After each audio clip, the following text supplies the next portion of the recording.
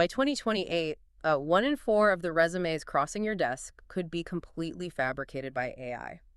So welcome to today's deep dive. We are looking at, how to navigate the absolute minefield of legally screening candidates in Romania under GDPR, all without getting hit with massive fines. Right, because as an HR decision maker, you obviously want a safe hire, but the maze of privacy laws makes it feel, well, like running any background check is inherently illegal. Yeah, exactly. Okay, let's unpack this. The mission today is to really clear up that legal confusion and show why proper screening is, a strategic necessity, right? Exactly. I mean, that anxiety is super common, but it is based on a huge misconception. GDPR does not actually ban background checks. It just demands a valid legal basis to process someone's personal data. Which usually means either getting explicit consent or, well, relying on the company's legitimate interest, right? Yeah, that is the core of it. And this is where Romania's Law 190 of 2018 comes into play. It essentially provides the local framework. Wait, how does that actually function in practice, though? Like when you are actually trying to hire someone? Right, so it mandates that if you use legitimate interest to run a check, you cannot just do it on a whim. You have to formally document exactly why the risks of this specific role outweigh the candidate's privacy rights. So it is a strict balancing act. It is all about proportionality, meaning you have to match the depth of the check to the actual job. Exactly. We categorize this into 3 tiers. Standard checks cover your general operational roles. So that is the core for, verifying ID, employment history, education, and criminal records. But only where legally permitted, of course. Right. And then you have regulated roles, like in healthcare or finance, Yeah. right? Here, the law actually mandates specific checks, like a behavioral integrity certificate. That is a specific registry check that flags past abuses, so you know candidates are safe to work with vulnerable populations. And then finally, you have high trust rules. Oh, like CFO or like senior leadership. Right, exactly. Those require really deep financial and reputational screening. Which makes sense. I mean, running a full credit report on a general warehouse hire is not just being thorough. It is like using a sledgehammer on a thumbtack. You are intruding on areas of their life you have absolutely no legal right to access for that specific job. And that specific overreach is exactly what triggers a GDPR penalty. It is a massive compliance risk. Right, so getting that wrong is not just an HR problem. That is a massive CFO problem.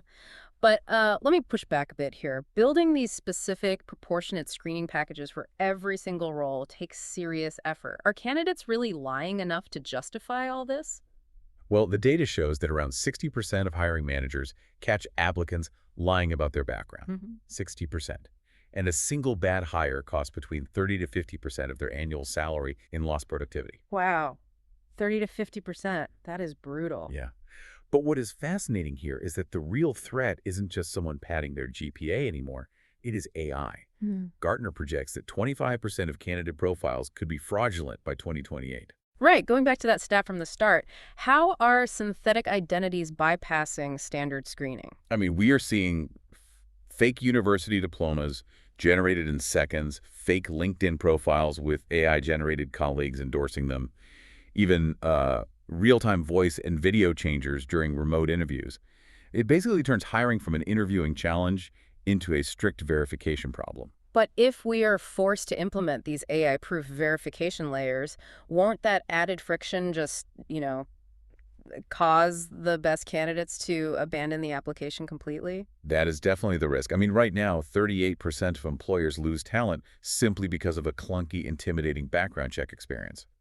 But good screening actually rewards honest applicants. Because it levels the playing field, right? Exactly. If you have real credentials, a strict process protects you against the person next to you who faked their resume with AI. But how do you communicate that to a candidate without sounding like a surveillance state? It is all about transparency. You have to explain the why behind the checks in plain language and secure clear consent. But the real fix is offering a right of reply. Oh, like giving them a chance to explain if something weird pops up. Yeah, exactly.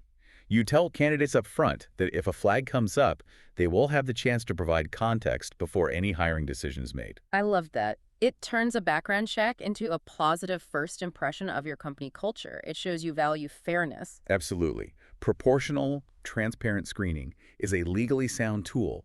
It protects your team while still attracting genuine talent. So it is a strategic necessity, not just a compliance hurdle. Well, that wraps up today's deep dive. But it really leaves you wondering something. As AI deepfakes get rapidly more sophisticated, will traditional job interviews soon become completely obsolete? I mean, are we heading toward a reality where strict background verification is the only reliable way to evaluate a hire? Something for you to think about.